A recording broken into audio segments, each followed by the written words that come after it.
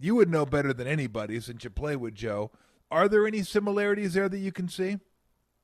Absolutely. And I'm going to start with demeanor. Joe never got rattled. He just didn't. He just kind of was that kind of, yeah, whatever. Like, I got this, or we're going to figure it out. Like, he just didn't have that look of panic in his eyes. He was cool and calm and collected in the huddle. Every time I hear Purdy talk, I think, golly sakes, like his blood pressure, he must be so low. Like his pulse, he's just, you know, super cool, super Mm-hmm. calm, doesn't get riled up. And so that's a huge part when things are going crazy and you have blitzes and guys coming from places that you don't see. He just doesn't get rattled and make a bad decision. His that is probably number one. Number Mm-hmm. two is I think Joe never got enough credit early in his career.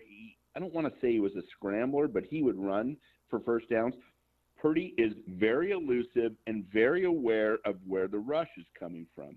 You see so many quarterbacks unaware all Yep. the time, all weekend long, for most teams about where the rush is coming from. He steps up, he sidesteps, he gets out of the pocket. He threw those 4 touchdowns out of the pocket yesterday, which is a record, I guess. I never knew that. 4 touchdowns out of the pocket. Which I don't even know they keep track of those things. Yeah, I Neither don't do I. know. But that was Joe. He knew where the pass rush was coming from. He could sidestep, uh, step up, step back. He just wasn't gonna take a sack. He wasn't gonna be running, um, you know, for 100 yards, Yeah. but he wasn't going to get sacked all the time too. And those end up being completions. Well, yesterday they ended up being 4 different touchdowns. And so the ability to know where the rush is coming from and where your open space is so you can have an opportunity to release the ball, that is huge.